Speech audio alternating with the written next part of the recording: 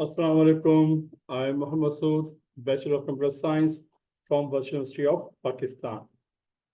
This is class number 4 of CSS, Design for HTML Tags.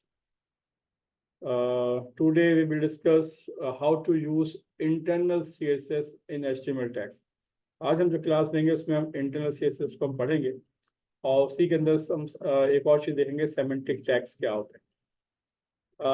Last time हमने internal CSS start की थी। Last class के अंदर हमने कुछ कॉन्सेप्ट दिया था कि इंटरनल सीएसएस कैसे इस्तेमाल करते हैं, उसको दोबारा से देखते हैं और फिर उसको आज हम बाकायदा इंटरनल सीएसएस को इस्तेमाल करके दिखाएंगे और उसी के अंदर हम जो है सिमेंटिक टैग्स को भी आज डिस्कस करेंगे। सिमेंटिक टैग का मतलब क्या होता है, इसको थोड़ा बाद में देखते हैं। पहले हम इंटरनल सीएसएस को एक दफ़ा देख लेते हैं, उसके बाद आगे चलते हैं।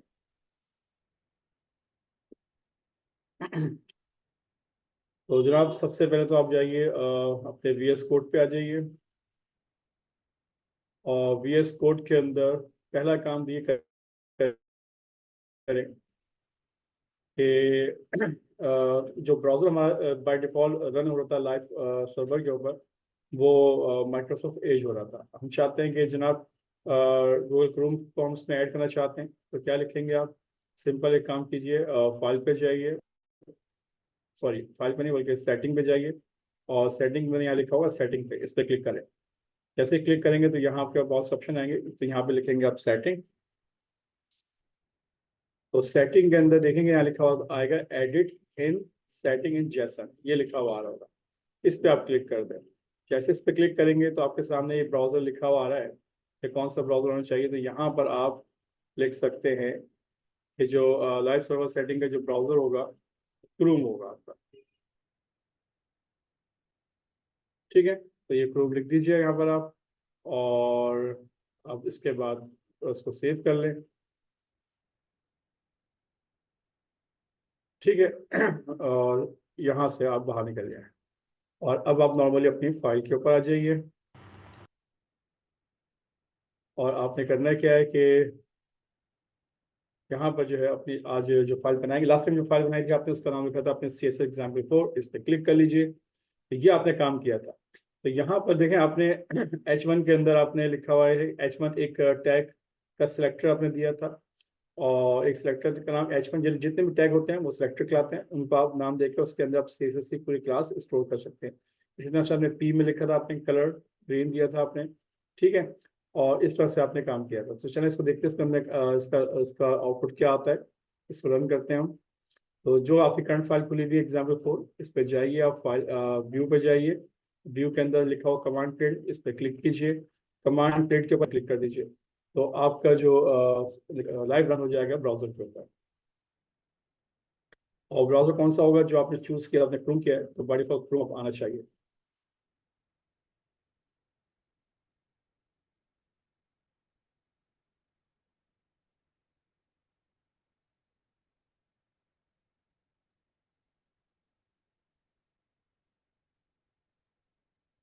सॉरी क्रोम नहीं आया है अभी तक, ये अभी ये माइक्रोसॉफ्ट एज का ही आया है। चलें अभी इसको देख लेगा, उसके बाद हम सेटिंग चेंज कर लेंगे। तो इसको मैं थोड़ा सा मिनिमाइज कर लेता हूँ ताकि देखने में आसानी हो। तो ये देखें, लास्ट टाइम हमने बेसिकली इस तरह से हमने CSS पे काम किया था। तो ये हेडिंग्स थी, हेडिंग इस तरह से लिखी हुई आ रही है। इसको दोबारा से मैं सेट करके बताता हूँ कि किस तरह से काम करेंगे आप।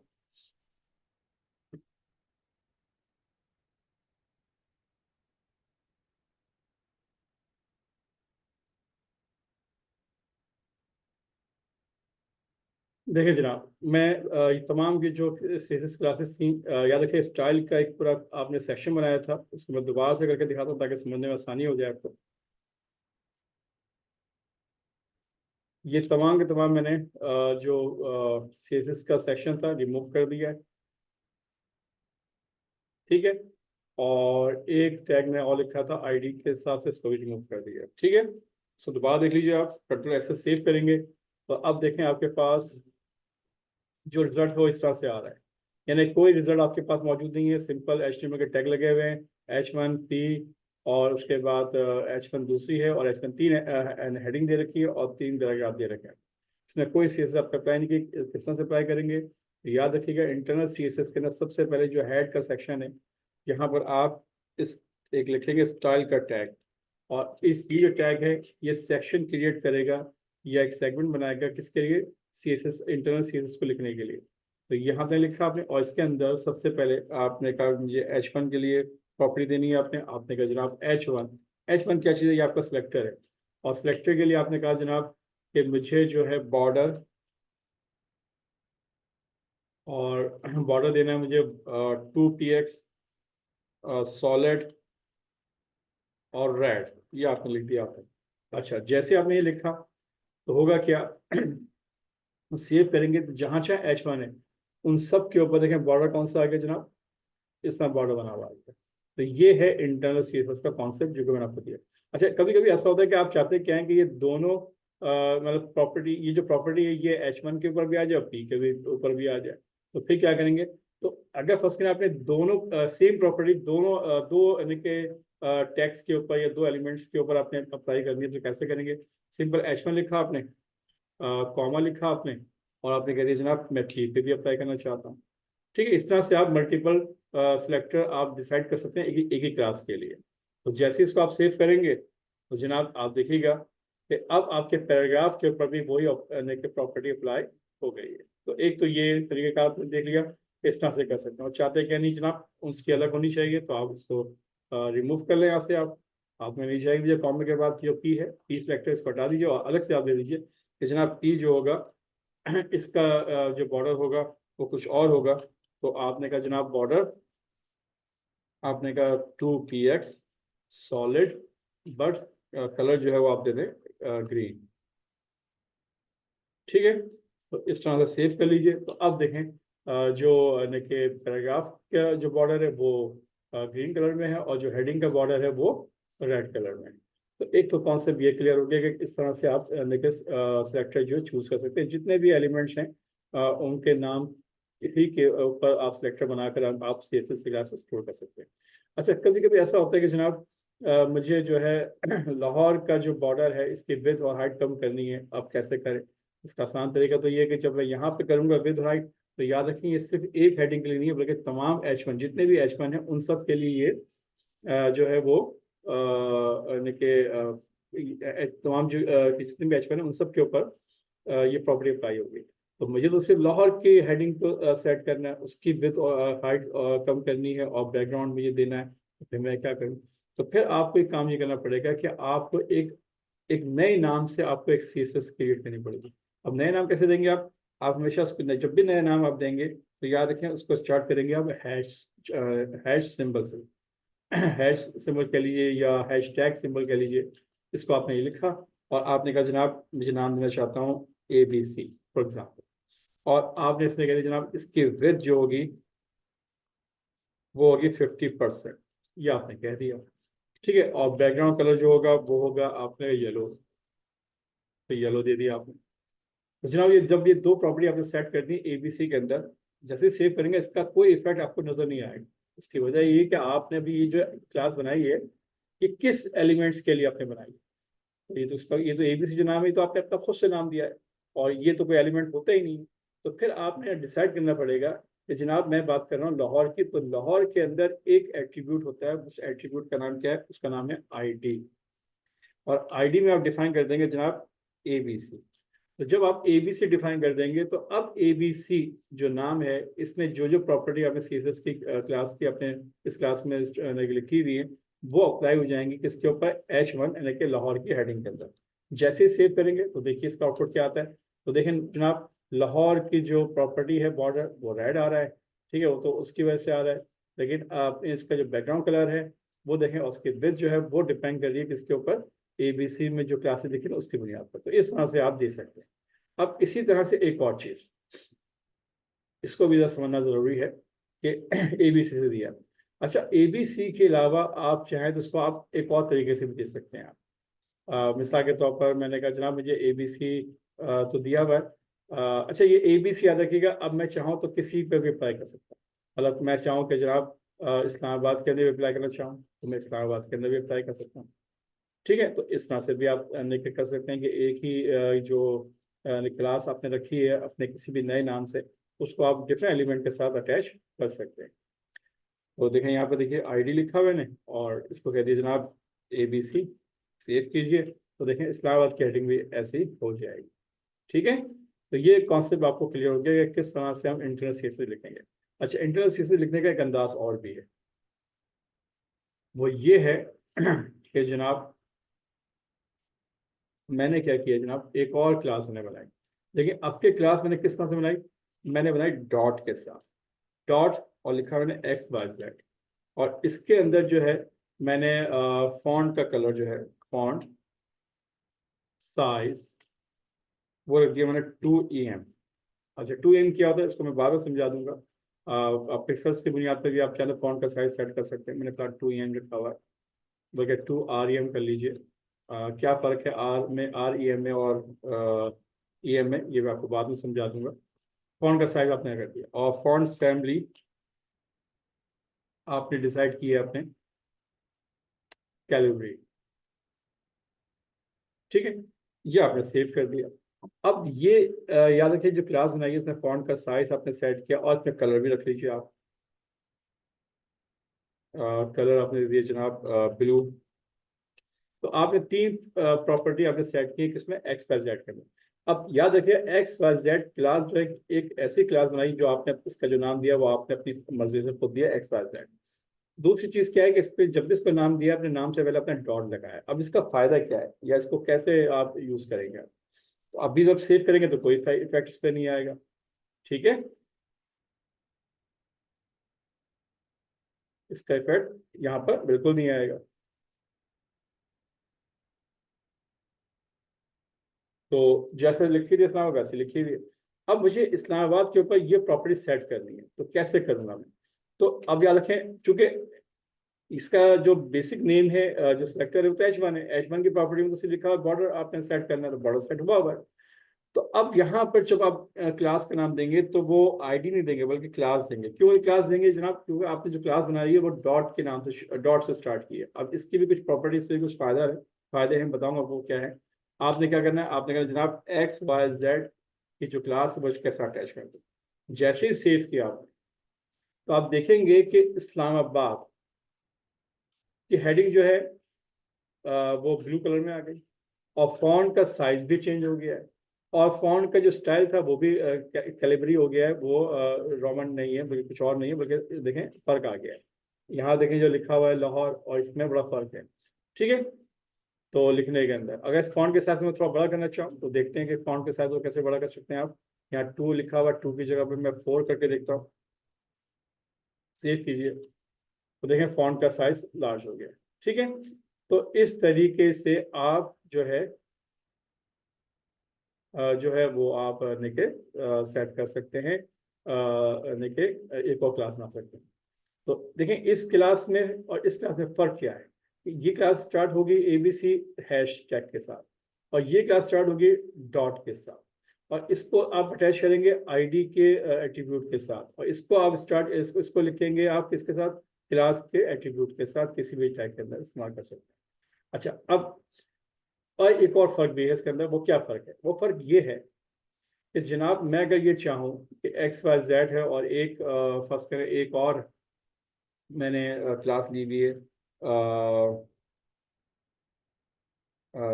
GG1 के नाम से, और इसके अंदर मैंने जो विद है वो सेट कर दी है ना जनाब। विद होगी 50%, और हाइट होगी जनाब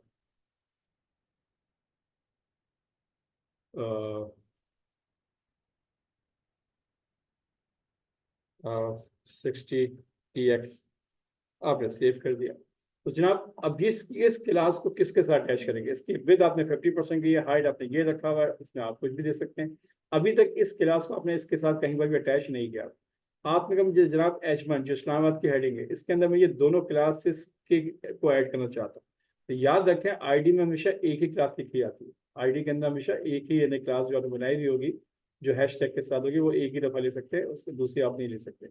लेकिन क्लास में ये फायदा है कि आपने अगर दो क्लासेस बना रखी है, दोनों क्लासेस के अंदर प्रॉपर्टी अलग अलग है, दोनों को आप चाहते हैं क्या है कि इस H1 के साथ क्या करना है, अटैच होना चाहते हैं। तो आपने कहा XYZ एंड साथ में कह दिया आपने GG1। ठीक है, GG1। तो जनाब जब ये दो क्लासेस आपने अटैच कर दी, एक के अंदर सिर्फ आपने क्या रखा है फॉन्ट, फॉन्ट का साइज और कलर, और दूसरी क्लास में क्या रखा है आपने, उसके विड्थ है और उसकी हाइट है, तो दोनों प्रॉपर्टी मिलके इस H1 के ऊपर यानी इस्लामाबाद के हेडिंग के ऊपर अप्लाई हो जाएंगी। जैसे सेव कीजिए, नोट कीजिएगा इस्लामाबाद के भी इस वक्त जो बॉर्डर है और वो जो है फुल यानी कि 100% पे काम कर रहा है। जैसे इसको सेव करेंगे तो आप देखें इसकी विड्थ कम हो गई है, हाइट भी कम हो गई है। हाइट को आप चाहते हैं बढ़ाना चाहते हैं, यहाँ से आपने हाइट 60 रखा था, आप इसको 80 कर दीजिए और अब सेव कीजिए तो देखें ये 80 के हिसाब से ये आपके पास आ गई। तो जनाब इस तरीके से आप C S S classes, internal C S S को इस्तेमाल कर सकते हैं। ठीक है, तो डिपेंड करता है जहाँ जरूरत पड़े आपको डायरेक्ट उसी सिलेक्टर का नाम दे देंगे, जो भी आपका एलिमेंट नेम है, H1 है, P है, जो भी है, तो उससे भी आप इसको अरेंज कर सकते हैं। चाहें तो आप अपने नाम से देना चाहते हैं, कोई नया नाम आप दें तो वो फिर आप हैश टैग के साथ आप दे सकते हैं, या फिर डॉट के साथ दे सकते हैं। अगर हैश टैग के साथ देंगे तो आईडी के साथ उसको अटैच करेंगे, मतलब आईडी के साथ उस क्लास को आप इंक्लूड करेंगे उस टैग के साथ। और अगर आपने डॉट के साथ अपने क्लास बनाई दी है तो फिर आप क्लास के एट्रीब्यूट को यूज करके उस क्लास को आप अटैच कर सकते हैं उस एलिमेंट के साथ। तो ये कॉन्सेप्ट था इंटरनल सीएसएस का, जो कि मैंने आपको आज क्लियर कर दिया, जो आपने देख लिया।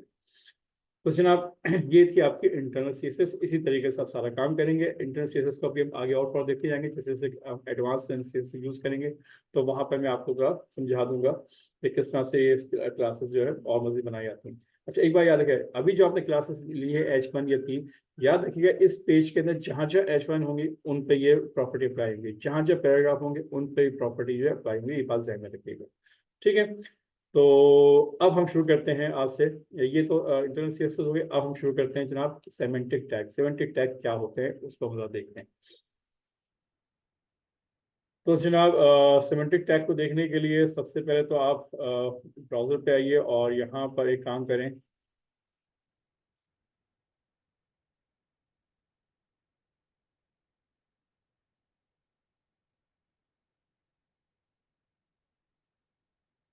तो जनाब मेरी वेबसाइट servosu.com, इसके अंदर देखें आज जो चैप्टर है वो हम स्टार्ट करेंगे, वो है चैप्टर नंबर 9। इसमें लिखा हुआ है cascade style sheet with semantic tag. इस सेमेंटिक टैग क्या होते हैं इनको ज़्यादा समझ लेते हैं।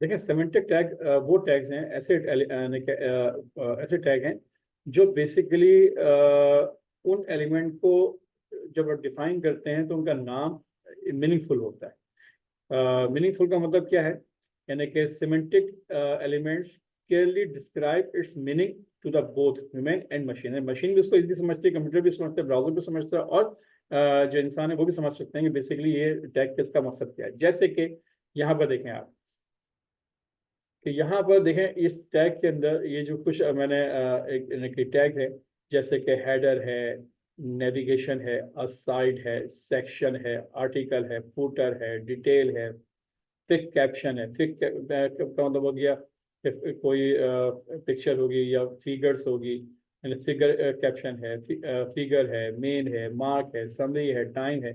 ये सब क्या है, सेमेंटिक टैग है। अच्छा इसके अलावा जैसे टेबल है, TABLE टेबल, हम जब टेबल का टैग यूज करते हैं तो पता चलता है कि भाई टेबल का टैग है, इसका मतलब यहाँ पर टेबल बनाएंगे हम, तो समझ में आता है। तो टेबल भी क्या है, एक सेमेंटिक टैग की ही है।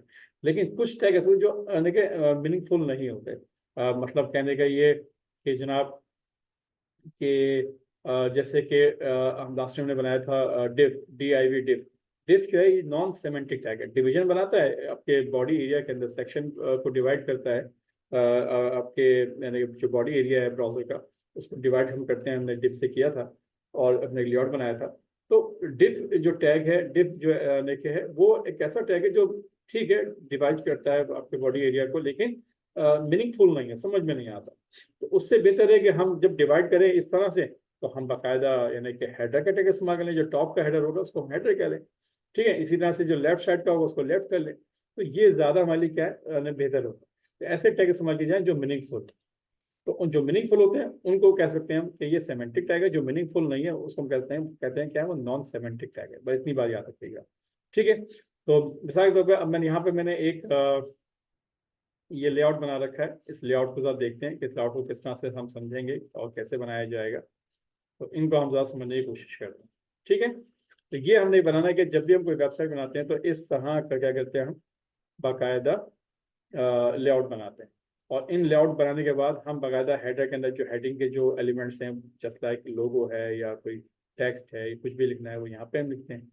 और साइड के अंदर, लेफ्ट साइड के अंदर कुछ भी हम यानी कि जो देना चाहते हैं, कोई नेविगेशन बार है या कोई वर्टिकल नेविगेशन बार है, तो वो हम देना चाहते हैं वो दे सकते हैं। कंटेंट एरिया में क्या है, जिस हम एलिमेंट पे क्लिक करते हैं या जिस नेविगेशन बार पे क्लिक करते हैं तो उसके जो कॉन्टेंट से इंफॉर्मेशन है वो कंटेंट एरियाज में डिस्प्ले होती रहती है। इस तरह से फुटर का टैग है, राइट साइड है। तो ये इस तरीके से हम क्या करेंगे, अपनी वेबसाइट का एक लेआउट बनाएंगे। तो इसको हम जरा देखते हैं कि कैसे हम लेआउट बनाएंगे, ठीक है। तो याद रखिएगा, सबसे पहले हम क्या करेंगे, एक मेन के नाम से, यानी मेन के नाम से क्या करेंगे, एक डिफ बनाएंगे। अच्छा, इसको पहले समझने की कोशिश करते हैं कि कैसे काम करेंगे। तो आ जाएंगे सबसे लास्ट में, आइए सबसे पहले जो आपका एचटीएमएल टैग है उनको समझते हैं कि किस तरह से हम बनाएंगे।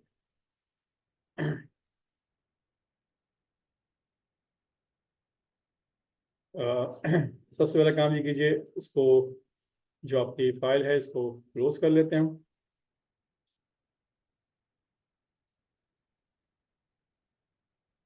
ठीक है। और यहाँ पर एक नई फाइल हम खोल लेते हैं आज, और इसका नाम रख देते हैं हम CSS example 5.html,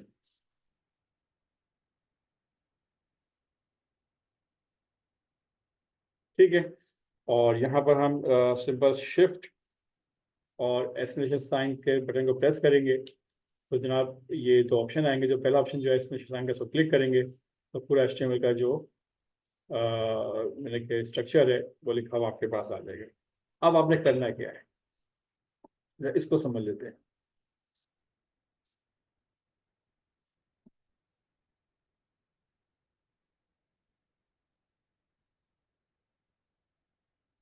तो जनाब इसमें करते ये हैं,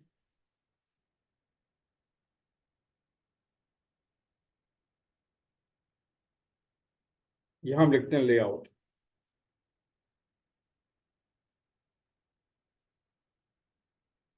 ठीक है। तो सबसे पहले तो बॉडी का एक पूरा एरिया बनाते हैं। तो पूरा एरिया कैसे बनाएंगे हम, हमने कहा जनाब एक मेन, एक टैग है जो सेमेंटिक टैग है, उसका नाम क्या है, मेन। ये मेन टैग है, ठीक है। ये आपका मेन टैग हो गया। अब इस मेन टैग का मतलब क्या है, चूंकि हमें काम करना है इस तरीके से, ये बनाना है हमें लेआउट, इस तरह का लेआउट बनाना है, ठीक है। तो ये हेडर है, नेविगेशन बार है, इस तरह से बनाना है। तो इसके लिए हम करते क्या है, फिर हमने कहा जनाब एक तो मेन हो गया पूरा बॉडी एरिया का, उसके ऊपर हमने सबसे पहले एक दिया जनाब, एक होगा हमारे पास हेडर का टैग, ठीक है। हेडिंग के लिए जो हम बनाते हैं हमेशा, जब भी कोई वेबसाइट होती है, एप्लीकेशन होती है, तो टॉप पे एक हेडिंग होती है। तो एक होगा हमारे पास हेडर, ठीक है। अच्छा, उसके अंदर नीचे क्या होगा, एक होगा नेविगेशन, ये भी सेमेंटिक टैग है, नेविगेशन, ठीक है। उस नेविगेशन के बाद एक होगा हमारे पास असाइड।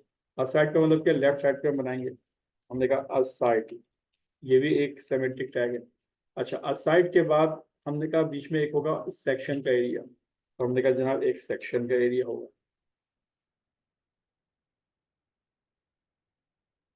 ठीक है।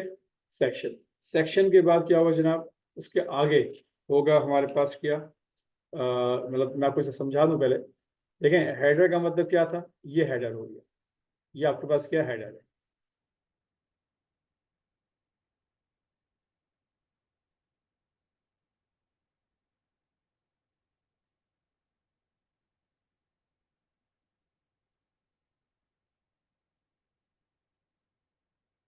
देखें, ये आपका क्या है, ये पूरा एरिया आपका हेडर एरिया, ठीक है। और ये आपके पास क्या हो जाएगा, ये हो जाएगा आपका नेविगेशन, नेविगेट यहाँ पे मेन्यूज बनाते हैं, ठीक है। और ये क्या है आपके पास, असाइड, ये असाइड है, ठीक है। और ये एरिया कौन सा है, ये कराएगा आपका सेक्शन का एरिया। ठीक है, ये सेक्शन पूरा इस तरह से बनाएगा। अच्छा, उसके बाद ये जो है राइट साइड में, इसको हम लेंगे आर्टिकल के तौर पर ले लेंगे, ये राइट साइड का ऑप्शन होगा। और नीचे क्या है, फुटर। तो इस तरह से डिसाइड करना है। ठीक है, तो सेक्शन ये है। ओके, तो ये बात समझ में आ गई आपको। तो सेक्शन, अब भी मैं सेक्शन की बात कर रहा हूँ, तो सेक्शन का मतलब क्या होगा कि जनाब ये सेक्शन जो बीच का एरिया है, इसको सेक्शन के तौर पर, जहाँ पे तमाम पेजेस के जो कंटेंट्स होंगे वो यहाँ पे डिस्प्ले होंगे। ठीक है, सेक्शन हो गया। उसके बाद ये अगला जो राइट साइड है, इसे कहेंगे आर्टिकल। ये भी एक सिमेट्रिक टैग है। और उसके बाद सबसे लास्ट में हम दे दिए, नीचे दे देंगे फूटर।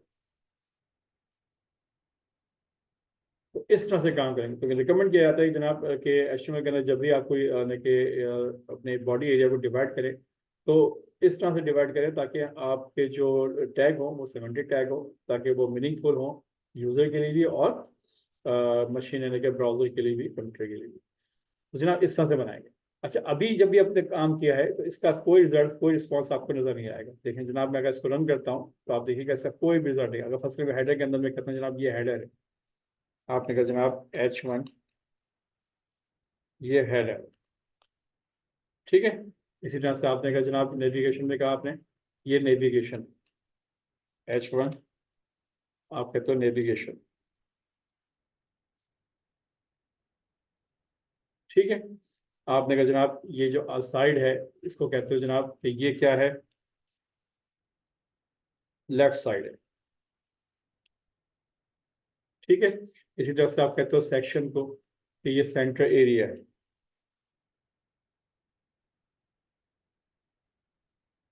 सेक्शन यानी कि सेक्शन एरिया है, या इसको कह लीजिए आप कंटेंट एरिया के लिए। ठीक है, और इसी तरह से नीचे आप ये कौन सा आर्टिकल हो गया, ये इसको आप कह सकते हैं राइट साइड है।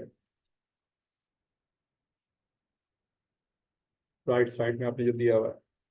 और इसी तरह से आपने ये क्या, आपके पास ये फूटर है। तो ये आपने काम किया हुआ, इसको सेव कीजिए। तो सेव करेंगे और इसको आपने रन करेंगे। तो रन कैसे करेंगे, जैसे कि आप जानते हैं, इस पर क्लिक कीजिए क्यू के ऊपर, कमांड पेड पे जाइए, और जैसे ही इसको आप लाइव सर्वर ओपन करेंगे, तो ये चूंकि भी बाय डिफॉल्ट हमारे पास जो ब्राउज़र है वो माइक्रोसॉफ्ट एज है, वहीं पर ही रन होगा। तो देखते हैं इसका आउटपुट किस तरह से आता है।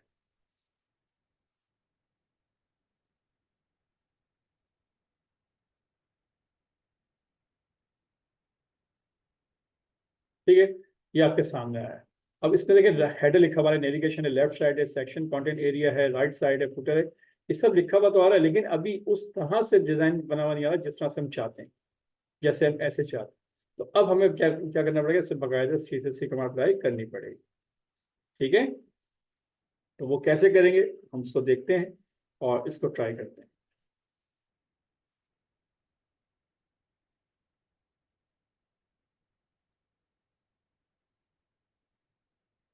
तो जनाब सबसे पहले हेडर है। हेडर के लिए क्या करेंगे, क्योंकि इंटरनल CSS यूज करनी है, तो सबसे पहले क्या करेंगे, आप ऊपर हेड हेड के ऑप्शन के अंदर, हेड का जो एरिया है, सेगमेंट है, यहाँ पर हम स्टाइल का एक सेगमेंट, एक ब्लॉक ऑफ कोड बना लेंगे CSS के लिए। और यहाँ पर पहले हम इंटरनल CSS लिख रहे हैं किसके लिए, हेडर के लिए। अच्छा, हेडर से पहले हम लिखेंगे हाँ, हेडर लिख लीजिए आप, ये लिखा आपने हेडर। और हेडर को कैसे डिफाइन करेंगे, आपने कहा जनाब इसकी विड्थ जो होगी वो क्या होगी, आपने कहा जनाब 98% इसकी हाइट होगी, विड्थ होगी। और हाइट आपने कहा जनाब वो होगा आपका 80%, 80 px। और आपने कहा बैकग्राउंड कलर जो होगा वो होगा, वो आपने कहा ब्लू होगा। ठीक है, तो ये आपने डिफाइन कर दिया। जब इसको सेव करेंगे तो आप देखेंगे हेडर का एरिया देखें डिसाइड हो गया। ये बात समझ में आ गई कि हेडर बन के सामने आ गया। अच्छा, ठीक है। अब आइए जरा हम बात करते हैं किसकी, नेविगेशन की। तो यहाँ लिखा हमने नेविगेशन। और नेविगेशन के अंदर हमने क्या कहा कि जनाब नेविगेशन जो होगा उसकी विड्थ कितनी होगी जनाब, इसकी आपने कहा 98% ही होगी। और इसकी हाइट क्या होगी जनाब, आपने कहा 50 होगी, 50 px। और इसका बैकग्राउंड कलर क्या होगा जनाब, आपने कहा इसका बैकग्राउंड कलर जो है वो इस तरह से आ जाएगा, येलो ग्रीन टाइप का होगा। ठीक है, ये आपको डिफाइन। जैसे सेव कीजिए देखें नेविगेशन भी आपको बन के सामने है। अच्छा, अब आप नोट करें कि इनके दरमियान भी एक गैप आ रहा है, उस गैप को कैसे खत्म करेंगे। तो आज हम इसके एक चीज को समझाने की कोशिश करते हैं। एक होता है यूनिवर्सल, यूनिवर्सल यानी कि हम एक क्लास बनाते हैं। यूनिवर्सल क्लास किससे बनते हैं, हमने कहा एस्टेरिक, यानी बॉडी में जितने भी एलिमेंट बनाए जाएंगे उस जितने भी एलिमेंट्स होंगे उन सबको हमने कहा एस्टेरिक। और उसके अंदर कह दिया कि जनाब जो यानी कि इसमें मार्जिन होगा वो क्या होगा जनाब, यानी हर चीज अपना अपना एक मार्जिन लेता है। तो आपने मार्जिन वो क्या होगा, वो 0 px होगा। ठीक है, और उसके बाद में पैडिंग क्या होगी, वो भी 0 होगी। ठीक है, पैडिंग भी क्या है, 0 px। जब हम ये काम कर लेते हैं तो इसके बाद हम जब सेव करते हैं तो देखिएगा इनमें गैप खत्म हो जाएगा। देखिए तमाम गैप खत्म हो गए, बिल्कुल ऊपर से बिल्कुल मिल के आ गए और दोनों एलिमेंट आपस में बिल्कुल मिल रहे हैं, यानी इनके इनके जो मार्जिन थे पैडिंग थे वो खत्म हो गए। अच्छा, आपने ऐसा कि 98%, 98% मतलब क्या है, 98% है। और ये राइट साइड से आपका जो ऑप्शन है उसमें 90% है, तो 2% जो है वो यानी कि ब्लैंक है। तो हम चाहते हैं कि अब इसको इस तरह से अरेंज करें कि सेटिंग इसके दोनों तरफ से बैलेंस आ जाए। तो हम यहाँ कह सकते हैं जनाब कि मार्जिन लेफ्ट, मार्जिन लेफ्ट के अंदर हम कहते हैं जनाब कि 1% क्या करते हैं छोड़े, जब 1% यहाँ से छोड़ेगा लेफ्ट से तो 1% राइट से, तो वो सेंटर में आ जाएगा। तो इसको इसी तरह से यहाँ पे भी कर लीजिए आप, इसके अंदर भी कि मार्जिन लेफ्ट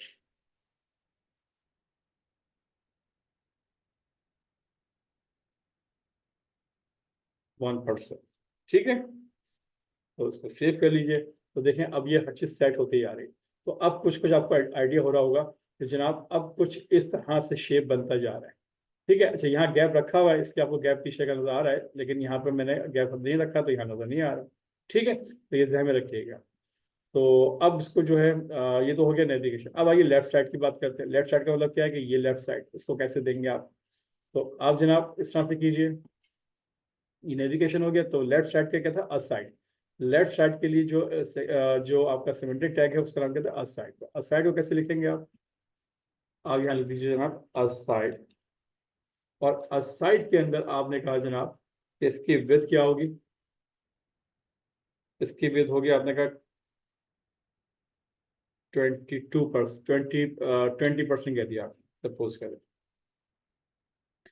और हाइट कह दिया आपने जनाब 400 px। ठीक है, बैकग्राउंड कलर दे दिया आपने जनाब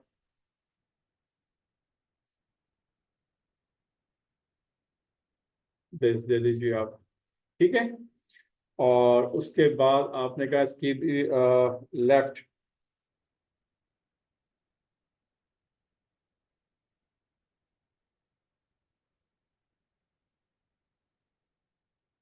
और लेफ्ट दे दीजिए आपने कहा 1%।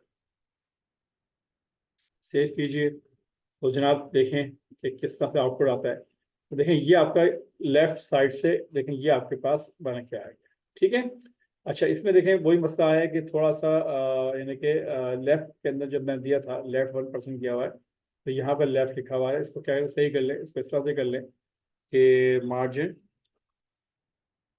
लेफ्ट।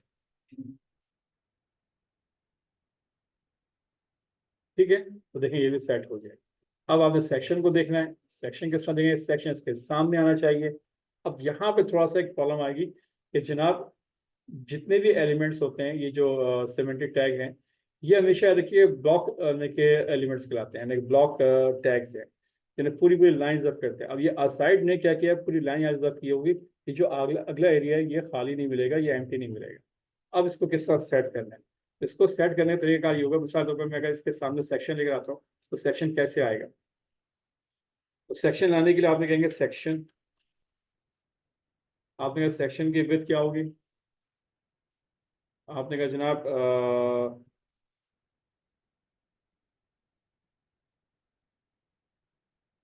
60% होगी फॉर एग्जाम्पल। ठीक है, और इसकी हाइट क्या होगी, हाइट सेम वही होगी जो लेफ्ट साइड की है, और वो है कितनी जनाब, 400 px। बैकग्राउंड कलर दे दीजिए आप,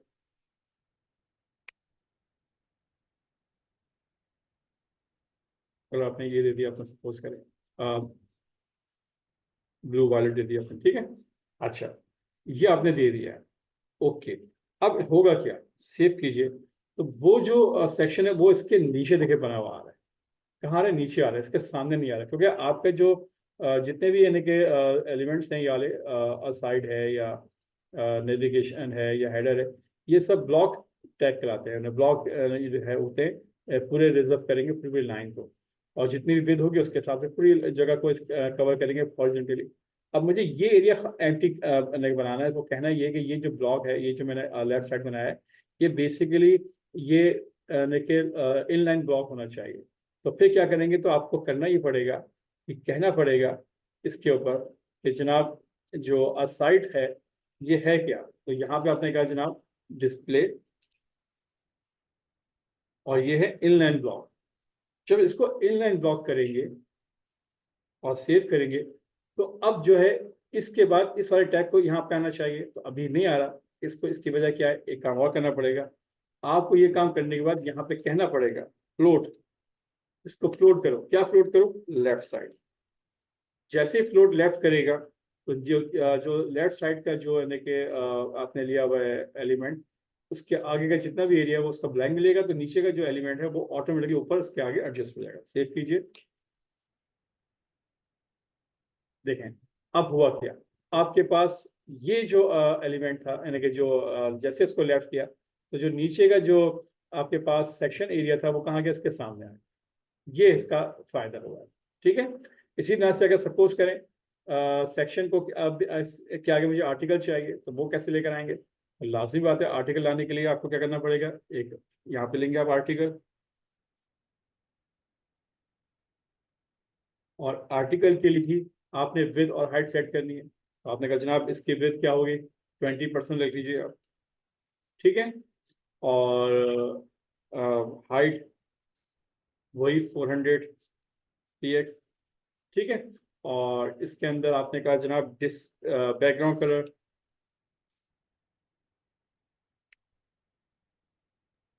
डिस्क्यू रख लीजिए आप, ठीक है।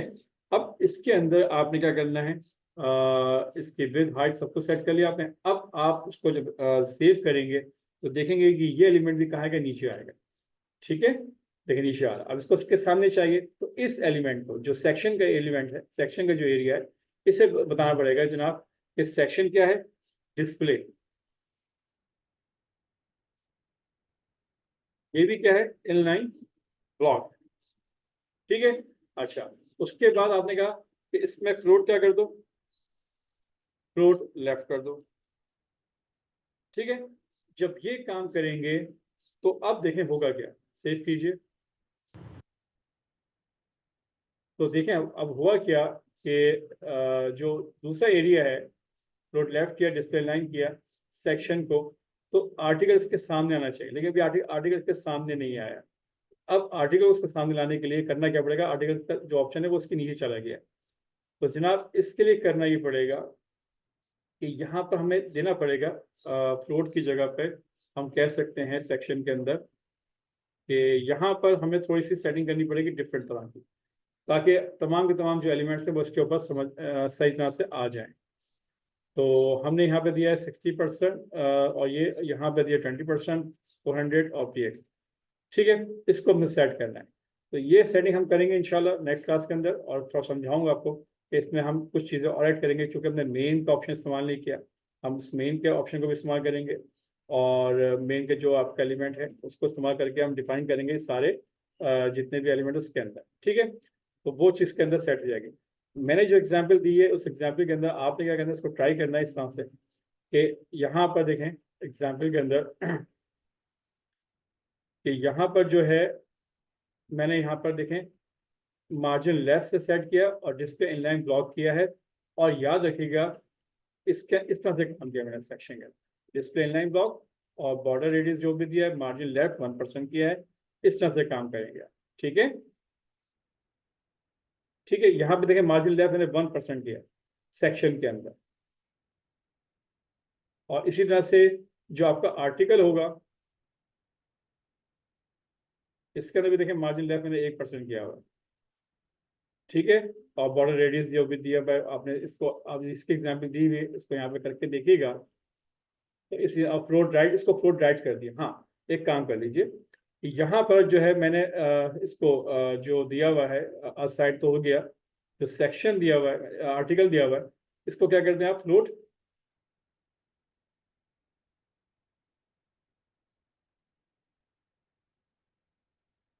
फ्लोट राइट कर, सेव कीजिए।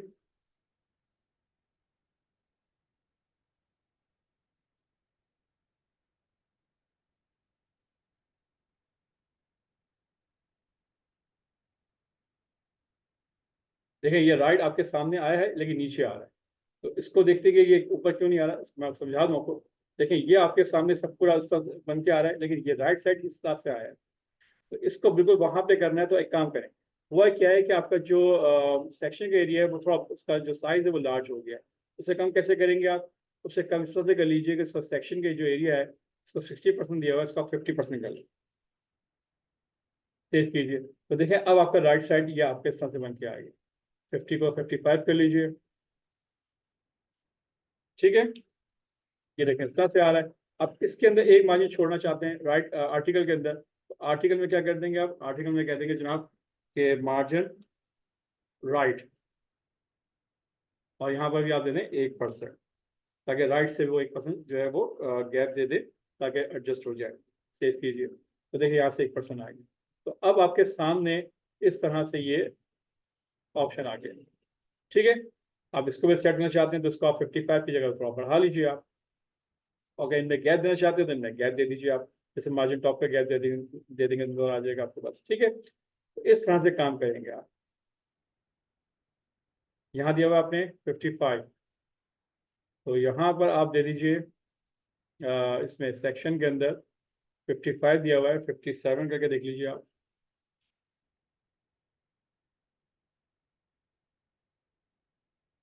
58, तो अब ये बिल्कुल सेट हो गया है।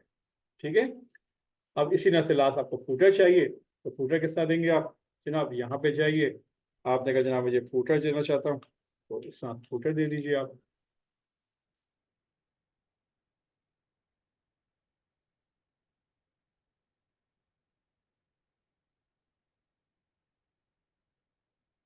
ठीक है, इसकी विद 98%, हाइट 40 px, जितने आप चाहते हैं, और बैकग्राउंड कलर ब्लैक दे दीजिए। ठीक है, सेव कर लीजिए। तो ये फूटर जो है कहाँ आ जाएगा, ये नीचे आ जाएगा। तो ध्यान आप इस तरह से ये इसको सेव कीजिए।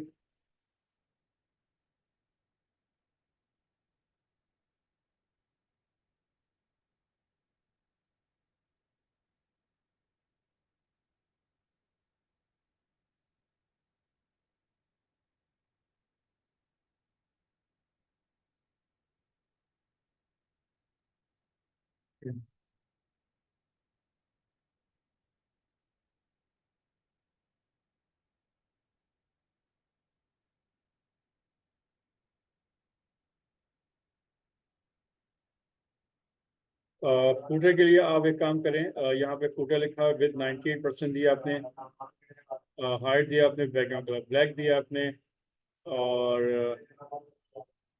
यहाँ फूटर आपके सामने अभी आया नहीं है, इसको देख लेते हैं कि क्यों नहीं आया फूटर। इसको रिफ्रेश करके देख लें।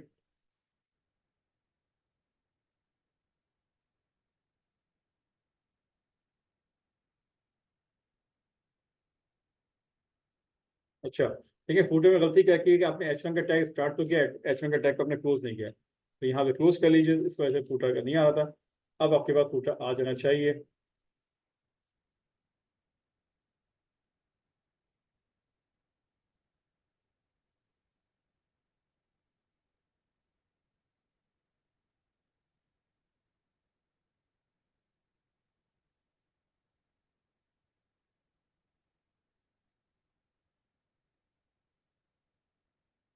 ठीक है, इसको हम देख लेंगे फूटर क्यों नहीं आ रहा, उसकी वजह क्या है, और बाकी सारे काम तो हो गए।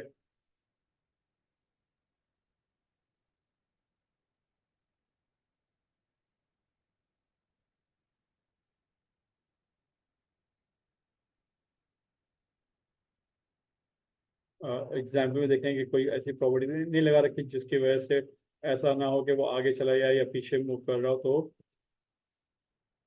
फूटर के अंदर लेफ्ट मार्जिन दिया हुआ, ठीक है, बॉर्डर रेडियस 10, ये तो खैर अलग चीज़ है, ठीक है, विद सही है।